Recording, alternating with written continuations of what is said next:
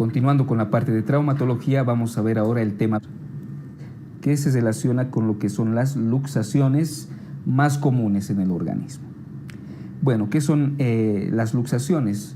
Son esa dislocación, ¿no?, de las superficies articulares, y generalmente las luxaciones agudas merecen un tratamiento urgente, y generalmente este tratamiento urgente está en base a lo que es la reducción, ¿no? Y generalmente siempre hay que descartar una lesión neurovascular. Se tratará siempre, en primer lugar, de realizar una reducción cesada, generalmente bajo anestesia general. Vale destacar que si no se realiza una reducción oportuna, hay riesgo de que el paciente tenga alteraciones patológicas. Pero también es importante saber que una reducción inmediata no garantiza un resultado satisfactorio, ¿no? Vemos aquí entonces la imagen de una luxación a nivel de lo que es el tobillo, ¿no? Vendría a ser esa dislocación, se pierde la continuidad en lo que es el trazo de la articulación, hay una dislocación entre las partes óseas articulares comprometidas, ¿no? Las lesiones del cartílago articular, las lesiones de la cápsula, ligamentos y las lesiones que comprometen la irrigación vascular pueden llegar a lo que es una artrosis postraumática, ¿no? Y otro tipo de complicaciones a mencionar son la osificación ectópica y la necrosis avascular. Vamos a empezar ahora viendo las luxaciones más comunes. La luxación de hombro o luxación glenohumeral, ¿no? Como su nombre lo indica, es esa pérdida de congruencia entre la cavidad glenoidea y la cabeza humeral, ¿no? Dentro de las luxaciones articulares, esta luxación de hombro es la más frecuente. Nosotros tenemos y vemos en la imagen lo que es una luxación anterior de hombro y una luxación posterior. Son los dos tipos de direcciones que se encuentran en este tipo de lesión. De estas dos, la luxación anterior de hombro vendría a ser la más frecuente. El mecanismo de lesión, hay un mecanismo directo y un mecanismo indirecto. El mecanismo indirecto es el más frecuente y consiste que el hombro esté en abducción y en extensión y en rotación externa, ¿no? Y ahí se produce el golpe y es donde sale el hombro hacia adelante. Ese es el mecanismo indirecto.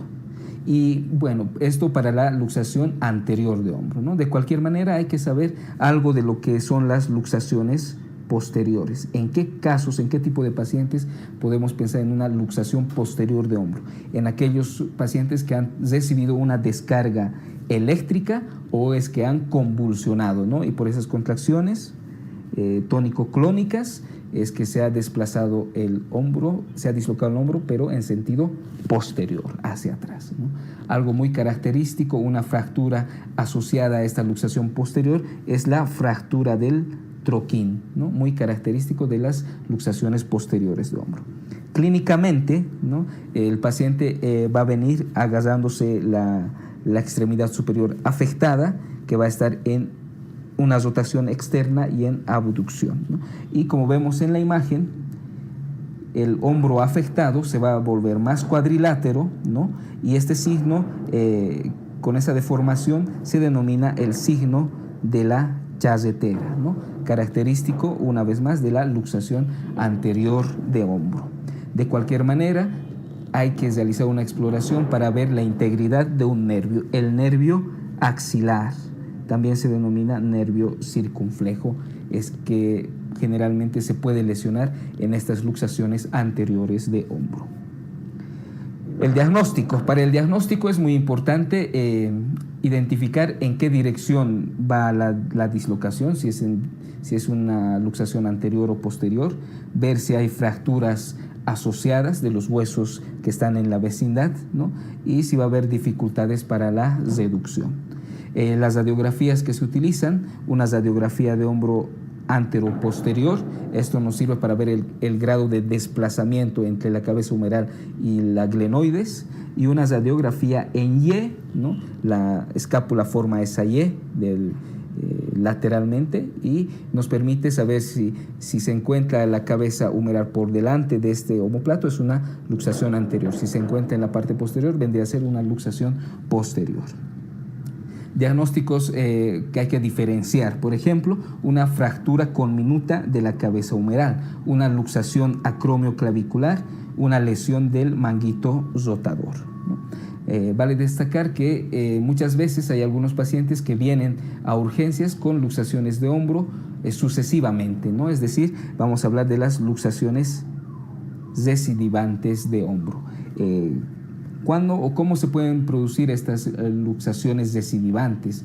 Generalmente puede ser por traumatismos, ¿no? Que han iniciado mediante un traumatismo que no se ha resuelto completamente y eso produce las recurrencias. O puede ser por aspectos de laxitud ligamentaria en las personas, ¿no? De cualquier manera, en este tipo de fracturas de luxación anterior, especialmente las recidivantes, se pueden identificar algunas lesiones. Por ejemplo, la lesión de Hill-Sachs y la lesión de Perthes-Bankart, ¿no? La lesión de Hill-Sachs se refiere a que hay una fractura en la parte posterior de la cabeza humeral, ¿no? En esta parte buscamos, esta es la lesión de Hill-Sachs.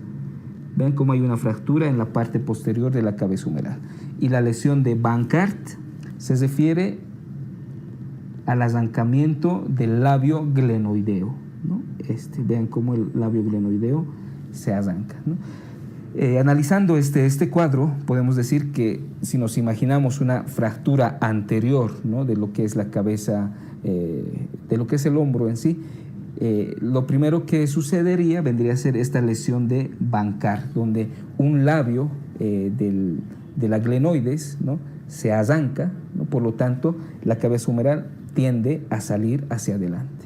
Una vez que sale con fuerza esta cabeza humeral, ¿no? Hay como un golpeo posterior y se produce luego la lesión de Hill-Sachs, ¿no? Tenemos entonces ahí la lesión de Bankart a nivel del rodete glenoideo y la lesión de Hill-Sachs en la parte posterior de la cabeza humeral.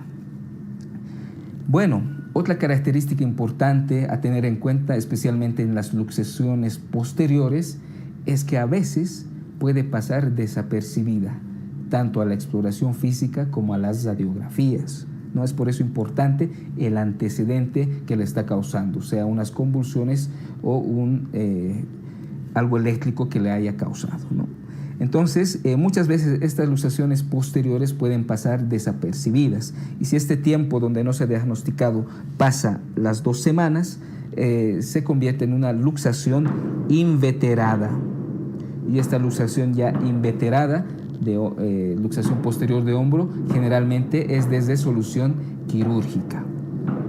Bueno, vamos a hablar ahora del tratamiento de este tipo de luxación. La maniobra más utilizada, que la vamos a mencionar solamente aquí, es la maniobra de tracción y contratracción del hombro, ¿no? Todo está descrito en la parte de su texto, ¿no? Pero valga recordar esto. La maniobra más utilizada es la maniobra de tracción y contratracción. Luego se pondrá un cabestrillo por unas 4 semanas aproximadamente y se hará la rehabilitación respectiva. Bueno, otro tipo de luxación frecuente es la luxación acromioclavicular, ¿no? Entre el acromion y la clavícula, ¿no? Generalmente afecta más a lo que son varones jóvenes, alrededor de unos 20 años. Vale destacar que hay algunos ligamentos que le dan estabilidad a esta articulación. Tenemos ahí el ligamento acromioclavicular. Si vemos el esquema, este es el acromion y esta es la clavícula, vendría a ser este. Y los ligamentos coracoclaviculares entre la apófisis coracoides y la clavícula, que vendrían a ser estos, ¿no? Los ligamentos coracoclaviculares. Todos estos le dan esa estabilidad a esta articulación acromioclavicular, ¿no? Generalmente son los que se lesionan en este tipo de luxación. Tenemos un mecanismo directo y un mecanismo indirecto que producen la lesión. El más frecuente es el mecanismo directo, que consiste cuando el paciente cae sobre el hombro con el brazo aducido, ¿no? O sea, hacia adentro, golpea en el hombro y empuja el acromion hacia la parte inferior y hacia adentro, ¿no? En eso consiste el mecanismo directo. Clínicamente es mejor explorar al paciente con el miembro superior afectado, ¿no? Que esté colgando o con ligera tracción. ¿Para qué? Para ver mejor las deformaciones que se pueden formar. Y tenemos ahí un signo semiológico, el signo de la tecla, ¿no? Que a la inspección va a aparecer en el hombro que hay un pequeño levantamiento, como vemos aquí en la imagen, ¿no? Hay una parte que se eleva en la región del hombro. Y si nosotros presionamos sobre ese levantamiento, que vendría a ser la parte de la clavícula, ¿no? Que al estar roto estos ligamentos anteriormente descritos, levanta sobre la piel. Y al presionarlo, pues se hunde. Ese es el signo de la tecla. El diagnóstico, aparte de lo que son los datos clínicos, hay que acompañarlo con lo que es una radiografía anteroposterior y mejor si es con carga o tracción, ¿no? De la extremidad afectada, ¿no? ¿Para qué? Para poder ver mejor si hay esa separación entre acromion y clavícula. Se identifican 6 grados de lesión, grado 1 hasta el grado 6. Algunos diagnósticos que hay que diferenciar, ¿no? Por ejemplo, las fracturas de clavícula, no hay que confundirlas con esto, ni las luxaciones glenohumerales, ¿no? El tratamiento depende del grado de afectación. Por ejemplo, los grados 1 y 2 generalmente pueden responder a medidas generales, cabestrillos y a rehabilitación, mientras que el grado 3, que es un grado intermedio, pues depende si el paciente utiliza o no utiliza mucho esta articulación, especialmente al levantar lo que es el brazo, ¿no? Si es un grado 3, pero el paciente no utiliza esta articulación, se puede optar por un tratamiento conservador. Pero al tener un grado 3 con mucho uso de esta articulación, por ejemplo, los electricistas, meseros, etcétera, los que elevan en su trabajo diario esta articulación, generalmente se prefiere un tratamiento quirúrgico. Y en las otras, grado 4, 5 y 6, puede estar indicado de entrada la cirugía. Bueno, luego tenemos lo que es la luxación de codo. Bueno, vale destacar que el codo es como una bisagra, ¿no? Anatómicamente hablando, ¿no? Que permite movimientos de flexión, extensión. Hay 3 tipos de articulaciones que llaman la atención en esta región anatómica: la articulación del húmero con el cúbito, la articulación del húmero con el radio y la articulación entre el cúbito y el radio. La luxación más frecuente en el codo es la luxación posterior, ¿no? Que como podemos ver aquí, tenemos la imagen de un codo afectado y la luxación vendría a ser posterior. El mecanismo es cuando el paciente cae sobre lo que es encima de la mano, con el codo en extensión, donde se hace un mecanismo en forma de palanca, ¿no?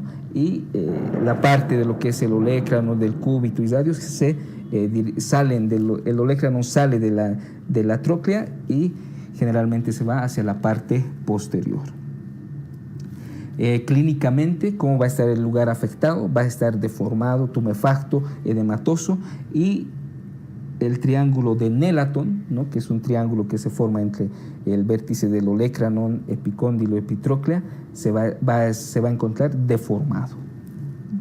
De cualquier manera, en este tipo de luxaciones de codo, lo primero que se debe hacer es valorar cómo están los nervios y los vasos sanguíneos, es decir, hacer una buena exploración neurovascular en primer lugar, incluso antes de solicitar las radiografías, antes de hacer las manipulaciones respectivas y después de haber hecho esta exploración neurovascular en primer lugar, luego radiografías, las manipulaciones necesarias, posteriormente se volverá a realizar una exploración neurovascular, es decir, si el paciente tiene pulso, si hay sensibilidad en la palma y los dedos generalmente. Bueno, una vez ya tratada, se le ha hecho la reducción cesada, ¿no? Generalmente tendría que haber un una recuperación del pulso o del flujo sanguíneo. Si en caso esto no sucediera, si no hay una recuperación del flujo sanguíneo, estaría indicada una cirugía, ¿no?, de carácter urgente, generalmente acompañada de una reparación vascular. El diagnóstico, como están viendo, aparte de la clínica, se va a apoyar de lo que son las radiografías, tanto en anteroposterior y lateral de lo que es el codo. En estas radiografías, las partes anatómicas que van a dar el diagnóstico de decir si es una luxación anterior o posterior son lo que es el cúbito, la posición del cúbito y el radio. En este caso, como ustedes están viendo, como se encuentra posterior a lo que es el húmero, vendría a ser una luxación posterior. De cualquier manera, en estas radiografías hay que ver si hay fracturas asociadas, ¿no?, de las partes óseas vecinas, y los diagnósticos diferenciales a tener en cuenta vendrían a ser una fractura supracondilia, que es más frecuente en niños, ¿no?, pero ya vendría a ser una fractura, las fracturas proximales del antebrazo, ¿no? El tratamiento de esta luxación, la reducción bajo anestesia, ¿no?, generalmente. Y cuando se harán cirugía en caso de fracturas asociadas o un compromiso neurovascular. La luxación de cadera, ¿no? La luxación de cadera más frecuente es la luxación posterior, ¿no? Y en este tipo de luxaciones posteriores, el nervio que se puede afectar es el nervio ciático. El mecanismo generalmente se da cuando el paciente se encuentra, vamos a decirlo así, sentado con la rodilla flexionada, ¿no? Por ejemplo, al manejar un auto, ¿no?, él está sentado con la rodilla flexionada y el golpe los recibe en la cara anterior de la rodilla, ¿no? Por esa transmisión de fuerzas, ¿no?, la articulación de la cadera, la cabeza femoral se va hacia atrás. Por lo tanto, la luxación posterior de cadera vendría a ser la más frecuente, ¿no? Y ese es el mecanismo de lesión. La clínica, este tipo de luxaciones va a causar un dolor muy intenso en el paciente y adquiere una posición en bañista sorprendido, donde vean cómo la extremidad inferior afectada se encuentra en rotación interna y en aducción, ¿no?, la actitud en bañista sorprendido. De igual manera, volvemos a recordar que el nervio ciático es el que se tiene que explorar en este caso. Aparte de la clínica, ¿cómo llegamos al diagnóstico? Por radiografías anteroposteriores de pelvis. También tenemos proyecciones oblicuas, ya sea internas o externas.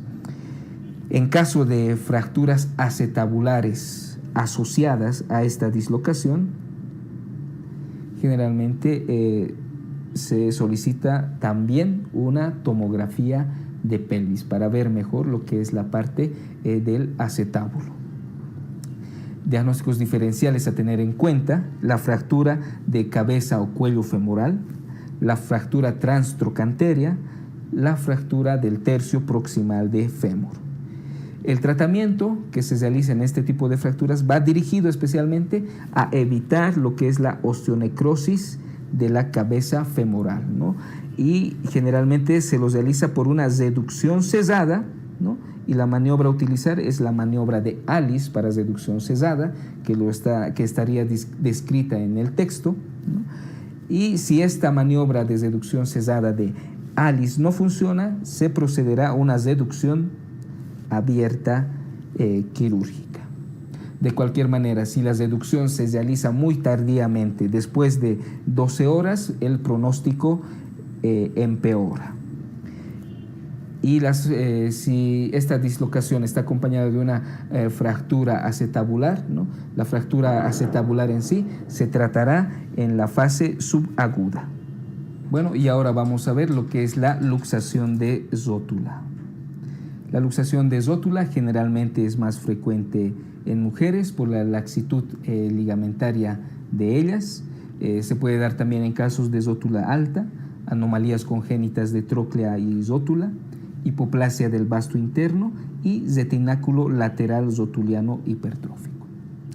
La luxación más frecuente en esta región vendría a ser la luxación lateral o externa de lo que es la rótula. El mecanismo, el fémur hace una rotación interna, ¿no? Y generalmente la tibia se encuentra plantada en el suelo con una rotación externa. Entonces, todo esto sucede con una flexión de la rodilla, fémur interno, tibia externa, ¿no? Y este movimiento hace que la rótula, ¿no?, salga hacia la parte externa de esta articulación. Entonces, la luxación lateral es la más frecuente. La luxación medial es muy rara y generalmente puede ser en casos iatrogénicos, en casos congénitos, en casos de una atrofia del cuádriceps y casos traumáticos, ¿no? Pero repetimos, la luxación de rótula externa es la más frecuente. Clínicamente, ¿no?, podemos observar un aumento de volumen grande a nivel de la articulación de la rodilla con hemartrosis, ¿no? La disminución de la flexión en la rodilla va a estar disminuida. Se va a poder observar tanto a la inspección y a la palpación que la rótula va a estar desplazada hacia la parte lateral. Va a haber mucho dolor y deformidad de esta articulación. El diagnóstico se puede llegar fácilmente con lo que es la exploración física del paciente, solicitar unas radiografías en antero, posterior y lateral, y también tenemos una proyección especial, la proyección axial de rótula, que es la que vemos aquí, ¿no? Esta es la parte de la articulación de la rodilla y vemos, ¿no?, cómo la rótula está desplazada en sentido externo, en sentido lateral.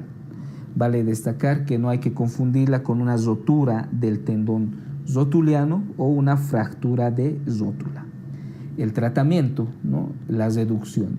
¿Cómo se realiza esta?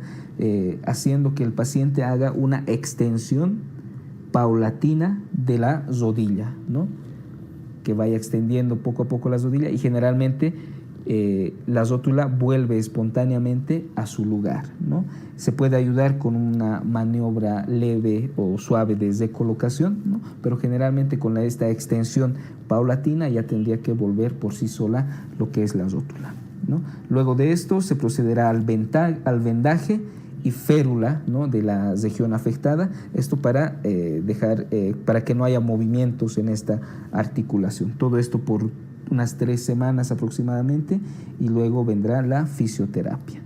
En caso de mucha hemartrosis se puede ayudar con lo que es una artrocentesis. Y bueno, eso habría sido un resumen de las luxaciones más frecuentes en el organismo. Espero que este resumen les sirva para su estudio.